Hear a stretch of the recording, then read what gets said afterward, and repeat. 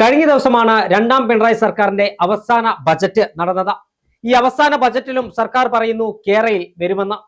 കേരളത്തിൽ high speed railway Kasaragod മുതൽ തിരുവനന്തപുരം വരെ കേരയിൽ വരുമെന്ന് പറഞ്ഞുകൊണ്ട് ഒരു മഞ്ഞക്കുറ്റി എല്ലാ പറമ്പിലും അടിച്ചിരുന്നു. പശുവിനെ കെട്ടാനല്ലാതെ ആ കുറ്റി കൊണ്ട് ഇപ്പോൾ യാതൊരു പ്രയോജനവുമില്ല. അതുമാത്രമല്ല, കേരളവുമായി ബന്ധപ്പെട്ട് വലിയ സമരത്തിനാണ് കേരളം നേതൃത്വം കൊടുത്തത്. അതിൽ CPM ഒഴികെയുള്ള എല്ലാ രാഷ്ട്രീയ പാർട്ടികളും ആ സമരത്തിൽ അണിനിരുന്നതും നമ്മൾ കണ്ടതാണ്. 2 സെന്റും 3 സെന്റും 4 സെന്റും 5 സെന്റുമുള്ള ആളുകളുടെ അടുക്കളയിലടക്കം മഞ്ഞക്കുറ്റികൾ സ്ഥാപിച്ച അവരുടെ ആവാസ വ്യവസ്ഥയിൽ നിന്നും അവരെ പടിയടച്ച് പിണ്ടം വെക്കാനുള്ള സർക്കാരിന്റെ നീക്കത്തിനെതിരായ ശക്തമായ സമരമാണ് കേരളം കണ്ടത്. ഒടുവിൽ ആ സമരത്തിന് മുന്നിൽ സർക്കാരിന് മുട്ടുകുത്തേണ്ടി വന്നതും യാഥാർത്ഥ്യമാണ്. എന്നാൽ വീണ്ടും കേരളയിൽ വരുമെന്ന് പ്രഖ്യാപിച്ച് കേരളത്തിലെ ജനങ്ങളെ ഭീതിയിലാക്കാനാണ് സർക്കാർ ശ്രമിക്കുന്നത്.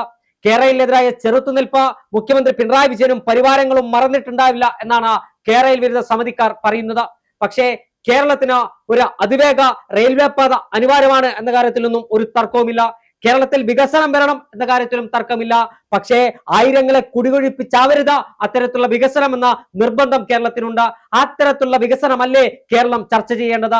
അത്തരത്തിലുള്ള വികസനമല്ലേ കേരളത്തിന് വേണ്ടത്? തങ്ങളുടെ 4ഉം 5ഉം 6ഉം സെന്റ് സ്ഥലമുള്ള ആളുകളെ അവരുടെ വീടുകളിൽ നിന്ന് കുടിയൊഴിപ്പിച്ചുള്ള വികസനം ആർക്ക് വേണ്ടിയാണ് ഈ വികസനം എന്ന ചോദ്യമല്ലേ കേരളം ചോദിക്കുന്നത്? വിശദമായി പരിശോധിക്കാം. കേരളത്തിൽ വേണ്ടത് എങ്ങനത്തെ റെയിൽവേയാണ്? കേരളത്തിൽ വേണ്ടത് ആളുകളെ കുടിയൊഴിപ്പിച്ചുള്ള വികസനമാണോ? കേരളത്തിന്റെ ഗതാഗത രംഗത്ത് വിപ്ലവകരമായ മാറ്റം സൃഷ്ടിക്കാൻ എന്ത് നടപടികൾ നമുക്ക് സ്വീകരിക്കാൻ കഴിയും? വിശദമായി പരിശോധിക്കാം. സൗവർണ്യ PS കൂടെയുണ്ട്. അതായത് കേരളവുമായി ബന്ധപ്പെട്ട് കേരളത്തിൽ വലിയ സമരങ്ങളെല്ലാം നമ്മൾ നടന്നത് കണ്ടതാണ്.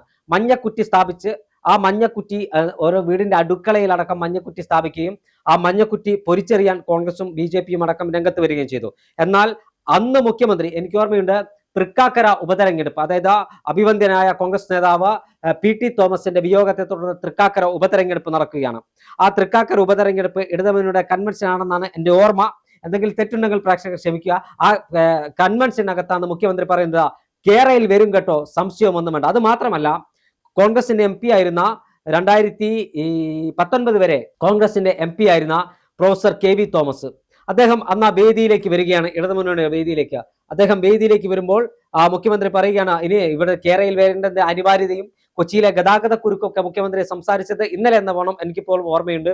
അതുകൊണ്ട് തന്നെ മുഖ്യമന്ത്രിയുടെ അർത്ഥശങ്കയ്ക്കിടയില്ലാത്ത വിധം വാക്കായിരുന്നു കേരളയിൽ വരും. എന്നാൽ തൃക്കാക്കര ഉപതെരഞ്ഞെടുപ്പ് കഴിഞ്ഞ് 3 വർഷം വന്നിട്ടും കേരളയിലെ മഞ്ഞക്കുറ്റി അടിച്ചതല്ലാതെ ഒരു മുന്നോട്ട് പോകാൻ കഴിഞ്ഞിട്ടില്ല. പിന്നീട് ആ പദ്ധതി ഉപേക്ഷിച്ചെന്ന് പറയുന്നു, കേന്ദ്രം അനുമതി കൊടുത്തിട്ടില്ല എന്ന് പറഞ്ഞു.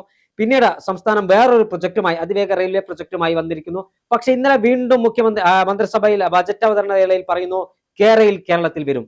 അതായത് കേരളത്തിലെ ജനങ്ങൾ, തീരദേശവാസികളുണ്ട്, വനവാസി വിഭാഗങ്ങളുണ്ട്, അതോടൊപ്പം തന്നെ തിങ്ങിപ്പാർക്കുന്ന മേഖലകളുണ്ട്. ഈ കേരളയിൽ വരുമ്പോൾ ഇത്തരത്തിൽ സാധാരണക്കാരായ ആളുകളെ തങ്ങളുടെ വീടുകളിൽ നിന്ന് കുടിയൊഴിക്കുമ്പോൾ അവരെങ്ങോട്ട് പോകുമെന്നറിയാതെ മുകളിലേക്ക് നോക്കി ദൈവത്തോട് പ്രാർത്ഥിക്കുന്ന ചിത്രം നമ്മൾ കാണുകയാണ്. വികസനം വേണമെന്ന കാര്യത്തിൽ ഒരു തർക്കവുമില്ല.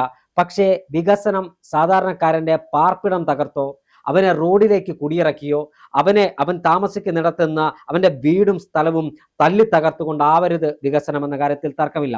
കർണാടകയിൽ ഏറ്റവും ഒരു ഉദാഹരണം സൗവർണ്ണയിലേക്ക് വരാം. കർണാടകയിൽ ഒരു പുറമ്പോക്ക് ഭൂമി കയ്യേറി അവിടെ ചില ആളുകൾ വീട് കെട്ടി താമസിച്ചപ്പോൾ ആ കർണാടക സർക്കാർ ആ വീട് ബുൾഡോസർ ഉപയോഗിച്ച് തകർത്ത് അവരെ മറ്റൊരു സ്ഥലത്തേക്ക് പുനരധിവസിച്ചു. അല്ല, ഒരുപാട് തവണ അതിന് മുന്നേ തന്നെ നോട്ടീസ് കൊടുത്ത് അവരെ മറ്റൊരു സ്ഥലത്തേക്ക് മാറ്റി പാർപ്പിക്കാൻ സർക്കാർ തയ്യാറായി, ഫ്ലാറ്റിലേക്ക്.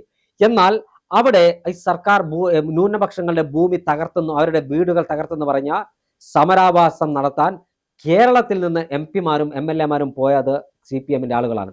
അവിടെയാണ് 4 സെന്റും 5 സെന്റും സ്ഥലമുള്ള ആളുകളുടെ വീടിനകത്ത് അടുക്കളയിൽ ഈ കുറ്റി സ്ഥാപിക്കാൻ, കേരളത്തിന്റെ പേര് പറഞ്ഞ് കുറ്റി സ്ഥാപിക്കാൻ ഇവർ ഓടി നടന്നത്. വീണ്ടും മുഖ്യമന്ത്രി കേരളയിൽ വരുമെന്ന് പറയുമ്പോൾ മറ്റു ചില അതിവേഗ റെയിൽവേ, വേറൊരു പ്രൊജക്ട് കൂടി, ഇത്തരം 3 പ്രൊജക്ട് ഇപ്പോൾ ഇങ്ങനെ ആകാശത്ത് കറങ്ങിക്കൊണ്ടിരിക്കുകയാണ്. ആകാശത്തൊട്ടിൽ പോലെ ഇങ്ങനെ കറങ്ങുക, അതിന്റെ പിന്നാമ്പുറത്തൂടെ മുഖ്യമന്ത്രി ഇങ്ങനെ കറങ്ങുക.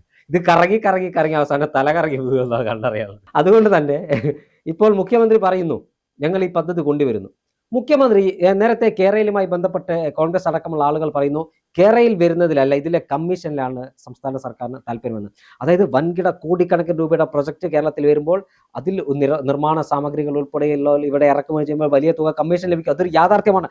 അത് ആരൊക്കെ തള്ളി പറഞ്ഞാൽ അത് കമ്മീഷൻ ലഭിക്കുമെന്ന കാര്യം ഒരു യാഥാർത്ഥ്യമാണ്. കമ്മീഷൻ തുകയിലാണ് CPM-ന്റെയും മുഖ്യമന്ത്രിയുടെയും കണ്ണെന്നാണ് കോൺഗ്രസ് പറയുന്നത്. കേരളയിൽ വിരുദ്ധ സമരസമിതി പറയുന്നത്. എന്റെ കോഴിക്കോട് ജില്ലയിൽ ഒരു പ്രദേശത്ത് കാട്ടിൽപ്പടിയിൽ ദിവസങ്ങളോളം കേരളയിൽ വിരുദ്ധ സമരം നടന്നു. അവിടുത്തെ കേരളത്തിൽ മുഴുവൻ സമരം അല്ല, അവിടെ ഉപവാസ സമരം, റോഡ് സൈഡിൽ ഇത് കെട്ടി പന്തൽ കെട്ടി ഉപവാസ സമരം. അവർ സമരപ്പന്തലിൽ കോൺഗ്രസ്സുകാരുണ്ട്, മുസ്ലിം ലീഗുകാരുണ്ട്, BJP-കാരനുണ്ട്, SUCI-കാരനുണ്ട്. അവിടെ CPM ഒഴികെയുള്ള കാട്ടിലപ്പീടിക പ്രദേശത്തെ അവിടെ ഏറ്റവും കൂടുതൽ നാശനഷ്ടം വരുന്ന പ്രദേശമാണ്.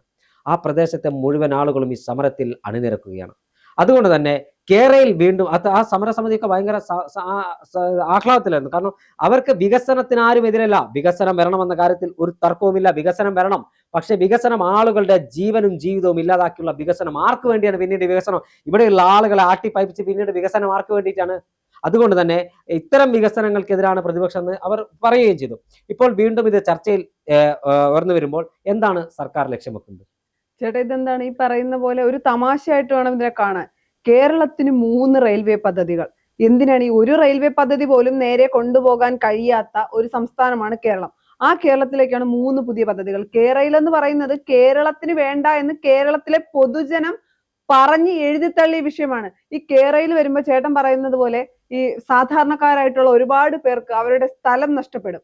അവരെ എങ്ങോട്ട് നമ്മൾ മാറ്റി പാർപ്പിക്കുമെന്ന് പറയുന്നൊരു ചോദ്യമുണ്ട്. ഈ കേരളിന്റെ സമയത്ത് ഏറ്റവും കൂടുതൽ പറഞ്ഞിരുന്ന വാക്ക് CPM-ലെ പലരും നമ്മൾ സംസാരിക്കുമ്പോൾ പോലും പറഞ്ഞിരുന്ന ഒരു കാര്യം എന്ന് പറയുന്നത്, കേരളയിൽ വന്നാൽ എന്താ പ്രശ്നം, കേരളിന് വസ്തു വിട്ടുകൊടുത്താൽ എന്താ പ്രശ്നം, ഈ പറയുന്ന പോലെ ഒരു പ്രശ്നവുമില്ല. ദേശീയപാതയ്ക്കാണെങ്കിൽ നിങ്ങൾ വസ്തു കൊടുക്കില്ലേ, പിന്നെ എന്താണ് കേരളിന് കൊടുത്താലുള്ള പ്രശ്നം എന്ന് ചോദിച്ചവരുണ്ട്. ഈ പറയുന്ന പോലെ നമുക്ക് ഏറ്റവും എക്സാമ്പിൾ സാധാരണഗതിയിൽ ഒന്ന് ആലോചിച്ച് നോക്കൂ. ഒരു റെയിൽവേ ട്രാക്കിന് അടുത്ത് താമസിക്കുന്നതും ദേശീയപാതയ്ക്ക് അടുത്ത് താമസിക്കുന്നതും വലിയ വ്യത്യാസമുണ്ട്. ഈ പറയുന്ന പോലെ കേരളം എന്ന് പറയുന്നത് പ്രകൃതിയെ, അല്ലെങ്കിൽ ഈ പറയുന്ന കേരളത്തിന്റെ പ്രകൃതിയുടെ ഒരു ഘടന അനുസരിച്ച് വരാൻ പറ്റുന്ന പദ്ധതി അല്ല എന്ന് പറയുന്നുണ്ട്. അതെല്ലാം പ്രകൃതി പഠന റിപ്പോർട്ടുകൾ പറയുന്നുണ്ട്. ഈ കമ്മീഷൻ മാത്രം ലക്ഷ്യം വെച്ച് ഈ സർക്കാർ ഇതുമായിട്ട് മുന്നോട്ട് പോയി കഴിഞ്ഞാൽ എന്താണ്, ആർക്കാണ് വികസനം വേണ്ടത്? വികസനത്തിനൊന്നും ആരും എതിരല്ല. ഈ പറയുന്ന കേരളയിൽ വേണം അല്ലെങ്കിൽ അതിവേഗ റെയിൽവേ വേണമെന്ന് പറയുന്നവര് മെട്രോ വന്നപ്പോ അല്ലെങ്കിൽ മെട്രോയുടെ കാര്യം ചർച്ച നടക്കുമ്പോൾ ഏറ്റവും കൂടുതൽ പ്രതിഷേധങ്ങളുമായി വന്ന പാർട്ടിയാണ് ഈ പറയുന്ന CPM ഇടതുപക്ഷവും. ആ ഇടതുപക്ഷത്തിന് അതിവേഗ റെയിൽവേ വേണമെന്ന് പറഞ്ഞ കേരളയിൽ ഈ പറയുന്ന പോലെ കേരളത്തിൽ ഒരു അതിവേഗ റെയിൽവേ ഒന്നും അല്ല ഇവർ ലക്ഷ്യം വെക്കുന്നത്. ഏത് വിധേനയും പാർട്ടി വളരണം, അല്ലെങ്കിൽ പാർട്ടിയിൽ അല്ലെങ്കിൽ ഇവരുടെ അധികാരികൾക്ക് പണം സമ്പാദിക്കാൻ വേണ്ടി അവർ കണ്ടെത്തിയ ഒരു മാർഗം തന്നെയാണ് ഈ കേരളം എന്ന് പറയുന്നത്. ഇപ്പൊ ഈ 4 വർഷങ്ങൾക്ക് അല്ലെങ്കിൽ എന്താണ് ഈ പറയുന്ന പോലെ സർക്കാർ ഇറങ്ങാൻ പോവുകയാണ്, അപ്പോഴും പറയുന്നത് കേരളയിൽ വരും കേട്ടോ. ഇത് എന്തിന്റെ അടിസ്ഥാനത്തിലാണ്? കേരളത്തിലെ സമൂഹം അല്ലെങ്കിൽ കേരളത്തിലെ പൊതുജനം ഒന്നാകെ പറഞ്ഞതാണ് കേരളിന് വേണ്ട. ഈ പറഞ്ഞ പോലെ എന്തുമാത്രം സമരങ്ങളാണ് ഈ വിഷയത്തിൽ ഉണ്ടായത്. പല ആളുകളെ എവിടെയെല്ലാം സമരങ്ങൾ നടന്നു. മഞ്ഞ കുറ്റി കൊണ്ട് നാട്ടിട്ട് ഇപ്പൊ മഞ്ഞ കുറ്റി ചേട്ടൻ പറഞ്ഞ പോലെ പശുവിനെ കെട്ടാൻ ഉപയോഗിക്കുന്ന തലത്തിലേക്ക് മാറി. എന്നിട്ട് ഇപ്പോഴും കേരളയിൽ വരും എന്ന് പറയുന്നതിന്റെ അടിസ്ഥാനം എന്താണെന്ന് എനിക്ക് മനസ്സിലാവുന്നില്ല. ഇനിയിപ്പോ ഒരു സർക്കാർ ഒരു കാരണവശാൽ മാറി വന്നിരിക്കട്ടെ, ഒരിക്കലും UDF സർക്കാർ കേരളയുമായി മുന്നോട്ട് പോകുമെന്ന് ഞാൻ വിശ്വസിക്കുന്നില്ല. കാര്യം വികസനം വേണം. വികസനം വേണ്ടെന്നൊന്നും ആരും പറയുന്നില്ല. വികസനം വേണം, മാറ്റങ്ങൾ വരണം, കേരള ഈ പറയുന്ന പുരോഗതിയിലേക്ക് എത്തണം. എന്താണ് അതിവേഗ റെയിൽവേ ആകുമ്പോൾ വേഗത്തിൽ എത്താൻ കഴിയണം. ഇതൊക്കെ സത്യമാണ്. ഇതിനൊക്കെ അപ്പുറം മനുഷ്യരുടെ ജീവന് വിലയില്ലേ? അവരുടെ അവരുടെ പാർപ്പിടം, അവരുടെ ആവാസ വ്യവസ്ഥ, സാധാരണക്കാരായ മനുഷ്യരെ ഇല്ലാതാക്കിക്കൊണ്ട് അവരുടെ വീടും അവരുടെ ജീവിത സാഹചര്യങ്ങളും ഒന്നും പരിഗണിക്കാതെ എല്ലാം നശിപ്പിച്ചുകൊണ്ട് ഒരു കേരളയിൽ വന്നിട്ട് ഞാൻ ചോദിക്കട്ടെ കേട്ടോ, 100 പേരുടെ സന്തോഷകരമായിട്ടുള്ള ജീവിതം അല്ലെങ്കിൽ 100 പേരുടെ ഈ വസ്തു എല്ലാം തട്ടിയെടുത്തിട്ട് ഒരു അതിവേഗ റെയിൽവേ വേണമെന്ന് കേരളത്തിലെ പൊതുജനം വിചാരിക്കുമോ? അത്ര മണ്ടന്മാരാണോ കേരളത്തിലെ പൊതുസമൂഹം? തീർച്ചയായും 7 വർഷത്തിനിടെ 3 പ്രകൃതി ദുരന്തം കേരളത്തിനെ വരിഞ്ഞു മുറുക്കി കേരളത്തിൽ സംഹാര താണ്ഡവമാടിയപ്പോൾ കേരളത്തിൽ കണ്ടതാണ് പ്രകൃതിക്ക് കേരളത്തോടുള്ള കലി. ഈ കേരളത്തിന്റെ പ്രകൃതിക്ക് ഒട്ടും ഭൂഷണമല്ലാത്ത ഇത്തരം പദ്ധതികളെ എന്ത് വില കൊടുത്തും ചെറുത്തു തോൽപ്പിക്കണമെന്ന കാര്യത്തിൽ തർക്കമില്ല. കേരളത്തിലെ സർക്കാരിന് കമ്മീഷനിലാണ് കണ്ണെങ്കിൽ, പക്ഷെ കേരളത്തിലെ ജനങ്ങൾക്ക് ഇവിടെ ജീവിക്കണം. കേരളത്തിന്റെ ആവാസ വ്യവസ്ഥയെയും പ്രകൃതിയെയും തകർത്തുകൊണ്ടുള്ള ഒരു വികസനവും വരരുത് എന്ന് തന്നെയാണ് വ്യക്തിപരമായ എൻ്റെ അഭിപ്രായം.